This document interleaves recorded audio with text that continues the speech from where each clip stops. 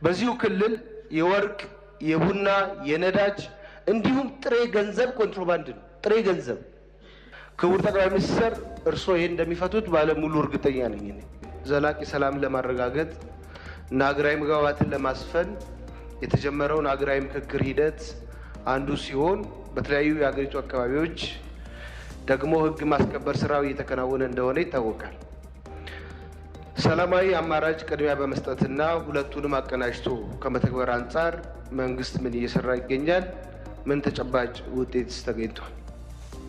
ሁለተኛው የህዳሴ ግድብና የአካባቢው ማህበረሰብ ተጠቃሚነትን በተመለከተ ነው። ክቡር ጠቅላይ ሚኒስትር እንደሚታወቀው ታላቁ የኢትዮጵያ ህዳሴ ግድብ በሚገርምና በሚያኮራ ፍጥነትና ጥራት እየተጠናቀቀ ይገኛል። የዚህ ትውልድ አካል በመሆኔም ታላቅ ኩራት ይሰማኛል። ይሁን እንጂ ወደ ህዳሴው የሚወስደው ዋናው መንገድ ግንባታ ፕሮጀክት ለቻይና ካምፓኒዎች ኮንትራት ተሰጥቶ የነበረ ቢሆንም በነበረው የጸጥታ ችግር ምክንያት ስራው ከተቋረጠ ብዙ ዓመታትን አስቆጥረዋል። በዚህ ምክንያት ከአሶሳ ወደ ህዳሴ ግድብና ከህዳሴው ግድብ ወደ መተከል ዞን ዋና ከተማ ግልገል በለስ የሚወስደው መንገድ እጅግ አስቸጋሪና ለሰው ህይወትም ሆነ ለንብረት ደህንነት የማይመች ሆኖ ይገኛል። ሰሞኑ ለውክልና ስራ ስንሄድ ከአሶሳ እስከ ህዳሴው ግድብ እስከ ግልገል በለስ እንደ ኳስ እየነጠርን ነው የሄድነው። ግን የተጽናናሁት ህዳሴው ግድብ ደርሰን አሳ በልተን ሐይቁን አይተን ስለሄድን ብዙ ተጽናንተናል። ያ ሁለት ተወካዮች ስላሉ ማለት ነው መተከል ዞን ውስጥ። ሌላው ህዳሴው ግድብ የሚገኝበት የመተከል ዞን ወረዳዎችም ከፍተኛ የመብራት መቆራረጥ ያጋጥማቸዋል። ያው መብራት ከባህር ዳር ስለሚያገኙ ረጅም ርቀት ስለሚሄድ የኃይል መቆራረጥ ሁኔታዎች አሉ። በተጨማሪም በግድቡ አካባቢ ይኖሩ የነበሩ የልማት ተነሺዎችን መልሶ የማቋቋም ስራ ተቋርጦ እንደሚገኝ ከመራጩ ህዝብ ጋር ባደረግነው ውይይት ተረድተናል። ስለሆነም የተቋረጡ የፌዴራል የመንገድ ፕሮጀክቶችን የማስጀመርና ክልሉ የዘላቂነት የመብራት ኃይልን ከህዳሴው ግድብ በቀጥታ የሚያገኝበትና በአካባቢው የልማት ተነሺዎች መልሶ የማቋቋም ስራዎችን ለማስቀጠል በመንግስት በኩል ምን ታስቧል? ሶስተኛው እና ዋናው የመድብለ ፓርቲ ዲሞክራሲ መልካም አስተዳደርና ብልሹ አሰራሮችን በተመለከተ ነው። እንደሚታወቀው የመድብለ ፓርቲ ዲሞክራሲ በሀገራችን ህገ መንግስት ፍቃድ ያገኘ እንደሆነ ይታወቃል። ይሁን እንጂ በቤንሻንጉል ጉሙዝ ክልል የሚንቀሳቀሰው የቦሮ ዲሞክራሲያዊ ፓርቲ የክልል ተመራጭ የሆኑ 3 አባላት በቅርቡ ከየካቲት 10 11 2017 ዓ.ም በክልል ምክር ቤት የጸደቀው ስርዓቱን ያልተከተለ የክልሉ ህገ መንግስት ማሻሻያ የሀገሪቱን መንግስት አንቀጽ ህገ መንግስት አንቀጽ 103 ቁጥር 5 ስለሚቃረን የፌዴሬሽን ምክር ቤትና የምርጫ ቦርድን ስልጣንና ተግባር የሚጋፋ እንዲሁም የህዝቦችን ፍትሐዊ ውክልና የሚጻረር በመሆኑ በህዝብ ተወካይ የሆኑ የፓርቲያችን አመራሮች ለኢፌድሪ የህገ መንግስት ጉዳዮች አጣሪ ጉባኤ አቤቱታ በማቅረባቸው በክልሉ መንግስት ከፍተኛ አመራሮች እስራት፣ ዛቻና ማስፈራራት ደርሶባቸዋል። በአብሮ መስራቱ የክልሉ የስራ አመራር ተቋም ዋና ዳይሬክተር በዚህ ሰዓት ማረሚያ ቤት ገብቶ ይገኛል። የፌዴራል ህገ መንግስት መከበር አለበት ስለተባለ ህገ መንግስት ንዷል ተብሎ በዚህ ወቅት እስር ቤት ውስጥ አንድ የምክር ቤት አባል መወርወር አለበት የሚል እምነት የለኝም። ፓርቲያችንም ላይ ጽንፈኛ ፓርቲ ነው በሚል ጅምላ ፍረጃ በክልሉ ከፍተኛ አመራሮች በአሁኑ ሰዓት በየወረዳው ወጥተው በሚዲያዎችም ጭምር ተዘምቶብናል። ሀገር እየመከረች ባለችበት ወቅት ህገ መንግስት ማሻሻያ እንደ አንድ አጀንዳ እንደሆነ እየታወቀ በዚህ ወቅት የክልል ህገ መንግስት ብዙ ውይይትና ምክክር ሳይደረግበት በአንድ ቅጽበታዊ ጉባኤ ማሻሻያ ማድረግ ተገቢ ነውንስ የሚል ጥያቄ አለኝ። እኔ በቅርቡ ወደ ደቡብ አፍሪካ ሄጄ ነበር። ደቡብ አፍሪካን የሚመራው ኤንሲ ነው። ሳውዘርን ኬፕ ፕሮቪንስ ኬፕ ታውንን ጨምሮ የሚመራው በዲሞክራቲክ አሊያንስ በሚባል ፓርቲ ነው። በሁለቶቹ መካከል ምንም ችግር የለባቸውም። አንድ ክልል የሚመራው ዲሞክራቲክ አሊያንስ ቢሆንም ኤንሲ ዛዛ ክልል ተፎካካሪ ነው። በሰላም በህግ በስርዓት አገራቸውን እየመሩ ይገኛሉ። ስለዚህ ክልሉ ምንድነው ዝም ብለን የምናየው? እኔ አሶሳን ሳይ በእውነት ደንግጫለሁ። ምኖረው አርባ ምንጭ ነው። አክቹአሊ ከአርባ ምንጭ ለሄደ ሰው ሊከብድ ይችላል። መሰረተ ልማት የሚባል ነገር፣ ውሃ የሚባል ነገር፣ መንገድ የሚባል ነገር ክልሉን በደንብ እዩት፣ ይፈተሽ ነው የምለው። በድህነት መዋቅሩ እዩት ክልሉን። እኛ እዛው ተወልደን ብናድግም ክልሉ ግን ከሌሎች አንጻር ተመጣጣኝ የሆነ ልማት ሊያገኝ ይገባል። አፋርን ሄጄ አይቼዋለሁ በዚህ ወር ውስጥ፣ ጅጅጋ ሄጃለሁ፣ ሶማሌ ሀረሪ ሄጃለሁ፣ ድሬዳዋ ሄጃለሁ። በፍጹም አይገናኙም። ትልቅ የሆነ ኢኮኖሚክና የልማት ዲስፓሪቲ በክልሎች መካከል እየተፈጠረ ስለሆነ ይሄን ነገር በደንብ ቢያዩት። የኑሮ ውድነት ማካካሻ ተብሎ ደግሞ በቅርቡ በፌዴራል መንግስት ከጥቅምት 1 ጀምሮ የተፈቀደው የደሞዝ ጭማሪ በክልሉ መንግስት ውሳኔ ከታህሳስ 1 ጀምሮ እንዲከፈል መደረጉ የክልሉ መንግስት ሰራተኞች አሁንም ቅሬታ እያቀረቡ ሲሆን፣ በተለይ መምህራን ያልተከፈለን የ2 ወር ጭማሪ ይከፈለን ይገባል የሚል ጥያቄ እያነሱ ይገኛሉ። ስለዚህ የክልሉ ህገ መንግስት ማሻሻያውን ተከትሎ እየተፈጠሩ ያሉ ችግሮች የመድብለ ፓርቲ ስርዓቱን በእጅጉ የሚጎዱ ስለሆኑ ይህንን ችግር መቅረፍ ለምን አልተቻለም ወይም የሚስተካከልበት ሁኔታ ቢፈጠር። ክቡር ጠቅላይ ሚኒስትር እርስዎ ይሄን እንደሚፈቱት ባለሙሉ እርግጠኛ ነኝ። በዚሁ ክልል የወርቅ፣ የቡና፣ የነዳጅ እንዲሁም ጥሬ ገንዘብ ኮንትሮባንድ ነው። ጥሬ ገንዘብ መተከል ላይ ካሽ ሪዘርቭ ስለሌላቸው ገንዘብ ከባህር ዳር ወይም ከቡሬ ስለሚያመጡ እና በጀባ ስለሆነ የሚሄዱትን ገንዘቦች ትንሽም ቢሆኑ የወርቅ ኮንትሮባንድ ነጋዴዎች ናቸው የሚወስዱት። መንግስት ሰራተኛው በቀን 500 ብር ብቻ ነው የሚሰጠው ከባንክ። እኛ ሰሞኑን ህዝቡ ስናወያይ ደሞዛችንን ለምን በጥሬ አትሰጡንም? ለምንድን ነው ኦንላይን የምትሰጡን? ባንክ ሂደን 500 ብር የምናገኘው ገንዘብ እያገኘን አይደለም። ከባንክ የወጣ ገንዘብ እየተመለሰ አይደለም። ስለዚህ እነዚህ አይነት የኮንትሮባንድ ስራዎች አንድ የሀገርንም ኢኮኖሚ የሚጎዱ ስለሆነ ይህን ድርጊት ለመቀነስ በመንግስት በኩል ምን ታስቧል ለማለት ነው። አመሰግናለሁ። የባህር በር ጉዳይ ዋናው ዓላማ ቀድሜ ከእናንተ ጋር እንደተወያየሁት የባህር በር ጥያቄን ማንሳት ማንሸራሸር ነውርነቱ አክትሟል። ከማንም ዓለም ጋር ስንነጋገር ትክክል ነው። በዓለም ላይ የእናንተን ያክል ቁጥር ኖሮት ትልቅ ሀገር ሆኖ የባህር አክሰስ የሌለው ሀገር የለም።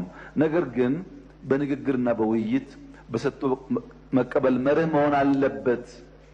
ግጭት እንዳትገቡ ጥንቃቄ ያስፈልጋል ይላሉ እንጂ አያስፈልግም የሚል ሰው ኦልሞስት ጠፍቷል።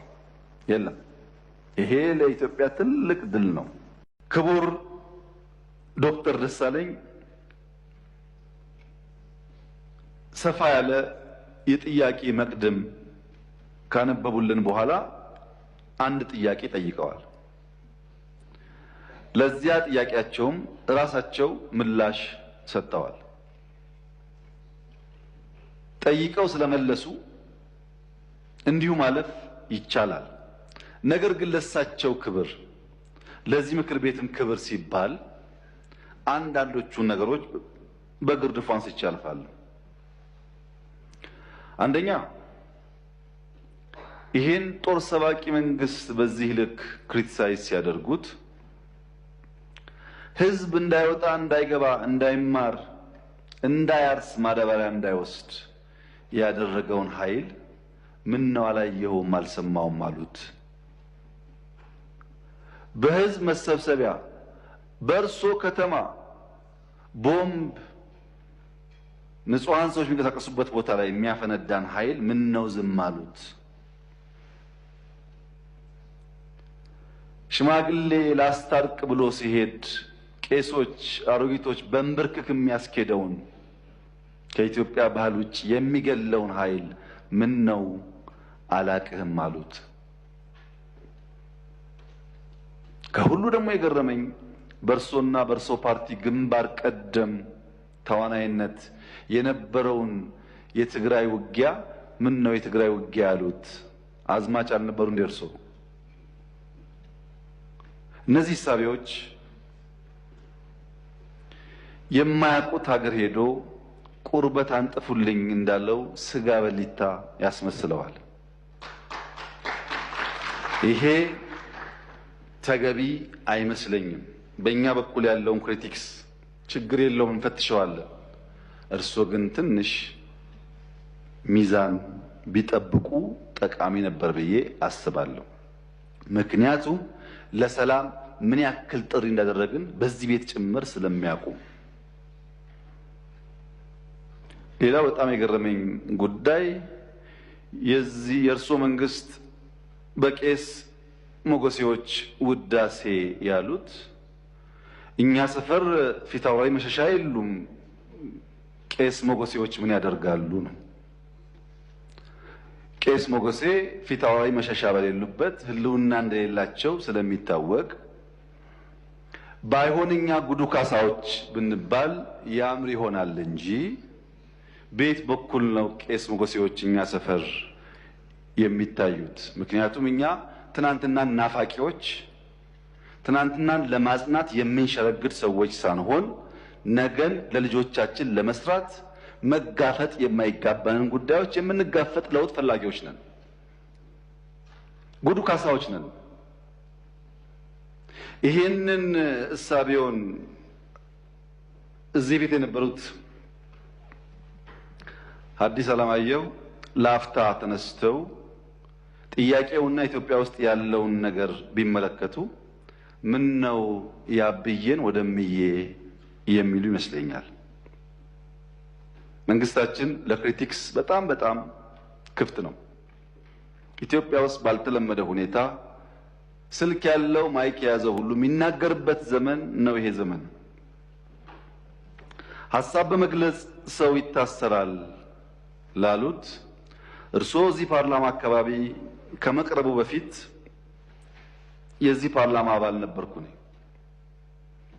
ቅድም እንዳደረጉት አይነት ግላጭ ስድብ አይፈቀድም። ፓርላማ ውስጥ ነበርንበት፣ እናቀዋለን። ሰው በንግግሩ የሚታሰር ከሆነ ጦረኛ፣ ግጭት ጨማቂ፣ ጆሮ የሌለው ከሚል በላይ ስድብ ምን አለ? እዚህ ፊት ለፊታችን ሆነው እየተሳደቡ እንኳን ካልታሰሩ ሰው በንግግሩ ብቻ አይታሰርም ማለት ነው። ጦረኛ፣ ግጭት ጨማቂ፣ ጆሮ አልቦች ካሉ በኋላ ልክ እናስገባችኋለን፣ በትጥቅ በ2 ሳምንት 4 ኪሎ እንገባለን ቢጨምሩበት ግን እርሶም አይቀርሉት ነበር። በመሳደብ አይደለም። ከዚያ አልፎ በኃይል የተመረጠን መንግስት መናት ሲጨመርበት ነው ጸብ የሚመጣው። ዩቲዩብ ላይ የተናገረ ሁሉ ጋዜጠኛ ሆኖ ጋዜጠኞች ታሰሩ ያሉት እንደዚህ ዘመን መቼም የኢትዮጵያ ሕዝብ ይታዘባል። ከፓርላማም ውጭ ሰው እንዳሻው የሚናገርበት ዘመን፣ ሁሉ ጉዳይ ፖለቲካ የሆነበት ዘመን ያለ አይመስለኝም። ይሄ ሲባል ይሄ መንግስት ሆሊ ነው፣ ምንም አይነት እንከን የለውም፣ ስራው ሁሉ የተቀደሰ ብዬ ልመጻደቅ አልፈልግም። እርስዎ ካቀረባቸው ሀሳቦች ውስጥ መፈተሽ ያለባቸው ጉዳዮች ይኖራሉ፣ መታረም ያለባቸው ጉዳዮች ይኖራሉ። በእስርም በክስ ሂደትም በሌላም ጉዳይ መንግስት ሁልጊዜ ራሱን ክፍት አድርጎ መፈተሽ አለበት። እንከን የለኝም የሚል መንግስት አያድግም። ነገር ግን ሚዛን ሲጠፋ ለሚሰማውም ትውልድ ለእርሶም ፓርቲ ጉዳት ያለው ስለመሰለኝ ነው። ምክንያቱም ይሄ መንግስት አሁን ያለው መንግስት የእርሶ ፓርቲ መንግስት ሆኖ ያቋቋመው ነው። የእርሶ ፓርቲ ሊቀመንበር የኔ ካቢኔ አባል ናቸው። የእርሶ ፓርቲ አመራሮች በአማራ ክልል፣ በአዲስ አበባ ክልል ውስጥ፣ በአዲስ አበባ ከተማ ውስጥ አመራሮች ናቸው። በጋራ የምንመራው መንግስት ነው። እናንተም ስላላችሁ እኛም ስላለንበት ሰዎችም ስለሆን ስንፍናዎች ይኖራሉ፣ ድካሞች ይኖራሉ፣ መታረም የሚገባቸው ጉዳዮች ይኖራሉ። ለምሳሌ ጦርነት በሚመለከት ወደ ኋላ መለስ ብለው የኢትዮጵያን የ100 ዓመት ታሪክ ይመልከቱ። በ100 ዓመት ጊዜ ውስጥ 7 ዓመት ሙሉ ከአንድም ጎረቤት ጋር ያልተዋጋ ብቸኛው መንግስት የኛ መንግስት ነው። ባለፉት 7 ዓመታት ከየትኛውም ጎረቤት ጋር አንድ ጥይት አልተኮሰም። እኔ በታሪክ የማውቀውን ሳይሆን በአካል የማውቀውን ግን ላስታውሶ በ83 ገብቶ 84 መንግስት የመሰረተው የኢህአዴግ መንግስት እስከ 90 ዓመተ ምህረት ባለው 6 ዓመት ጊዜ ውስጥ መጀመሪያ ከሳውት ሱዳን ኢታንግ ላይ፣ ቀጥሎ ከሱዳን፣ ቀጥሎ ከኤርትራ ውጊያ አካሂዷል። በኋላ የሶማሌውን ሳይጨመር ማለት ነው። በ7 ዓመት ጊዜ ውስጥ በደርግም የሚያውቁት ታሪክ ነው። በንጉሱ ጊዜም እንዲሁ ባለፉት 7 ዓመታት ከአንድም ጎረቤት ጋር ያልተዋጋ ነው። የሚያጋጩ ጉዳዮች ስለሌሉ ሳይሆን ግጭት ጉዳት አምጪ እንደሆነ ስለምናቅ ነው፣ ስላደግንበት ስለምናቀው ነው። በሀገር ውስጥ ቤኒሻንጉል ጋር ታጣቂዎች በሰላም ተደራድረን አላስገባንም። ይሄ አይታወቅም፣ ለምክር ቤት አያውቀውም። ኦሮሚያ ውስጥ በጣም በርካታ ሴክቶች እንደገቡ አይታወቅም። በአማራ ክልል ባለፉት 2-3 ቀናት ብቻ ከ70 በላይ ሰዎች በሰላማዊ መንገድ ገብተዋል። 2-3 ቀን ብቻ።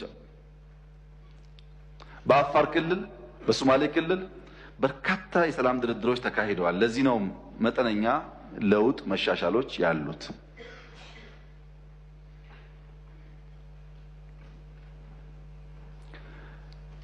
ስለታሰሩ እስረኞች ያነሱት ይህ ፓርላማ እነዚህን እስረኞች ስንቴ ጎበኛቸው? ሄዳችሁ አላያችሁም? አልጎበኛችሁም? በሚዲያ ይቻል ውስጥ ጎበኙ።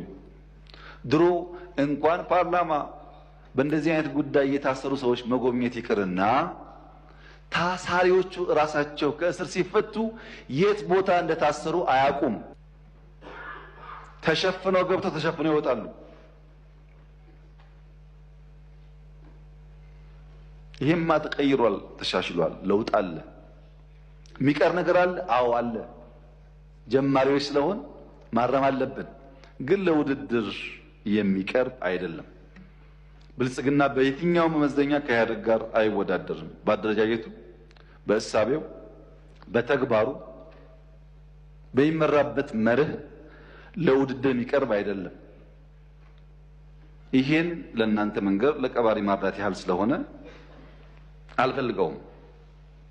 እኛ ተመርጠን ሳለ ሙሉ በሙሉ ብቻችንን መንግስት መሆን ስንችል በህግም በሞራል የለም ለሰላማችን ሲባል ከሚፎካከሩ ኃይሎች ጋር በጋራ መንግስት እንፍጠር ያልነው ሰላም ፍለጋ ነው።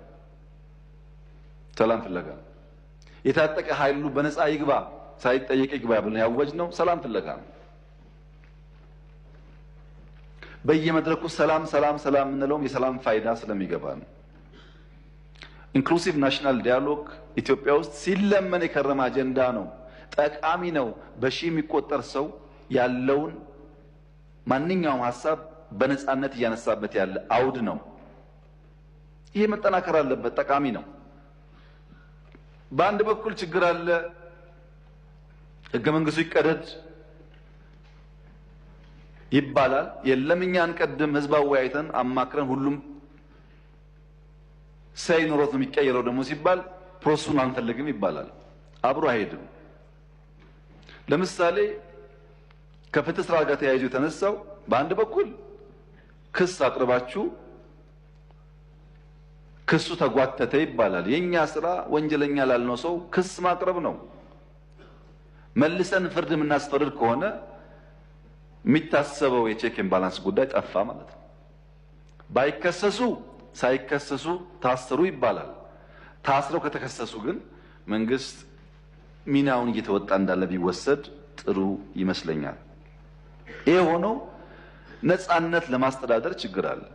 ዲሞክራሲን፣ ነፃነትን፣ ህግን በቅጡ ልምምድ ስላልነበረን አሁን እንቸገራለን። ለዚያም መንግስት መታገስ ይኖርበታል። በብዙ ባለፈው ፓርላማ ላይ ድርድር እያካሄድን ነው ከተቃዋሚዎች ጋር ብያችሁ ነበር።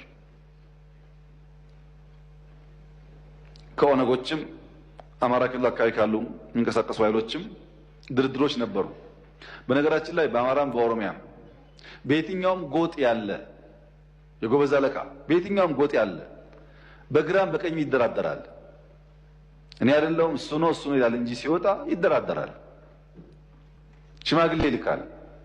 ልክ እኔ ካልኩ በኋላ ግን የሚደራደረው ኤክስ ነው፣ መደራደር ተገቢ አይደለም ብሎ የሚዘምተው ደግሞ ራሱ የሚደራደረው አካል ነው።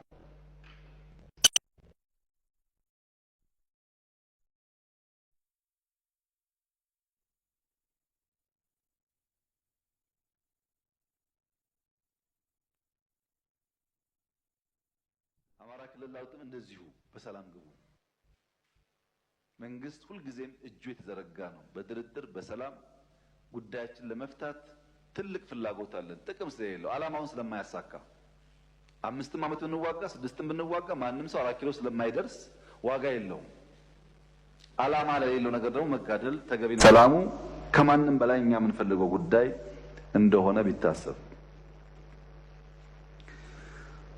ሁሉ ነገር ጨለማ ነው፣ ሁሉ ነገር ጥፋት ነው፣ ሁሉ ነገር አዘቅት ነው፣ ሁሉ ነገር የለም ላሉት ክቡር ዶክተር ደሳለኝ እኔ ለእርሶ ነው ያዘንኩት። ምክንያቱም በዚህ ሁሉ ጨለምተኝነት፣ በዚህ ሁሉ ፔሲሚዝም ድንገት እድል ቢቀናውት ለኢትዮጵያ ሕዝብ ምንድን ነው የሚሰጡት? እርሶ በጨለማ ተውጠው ከጨለማ ብርሃን አይወጣ፣ ከጭንቀት ብርሃን አይወጣ። ተስፋ እንዴት አይሰንቁም?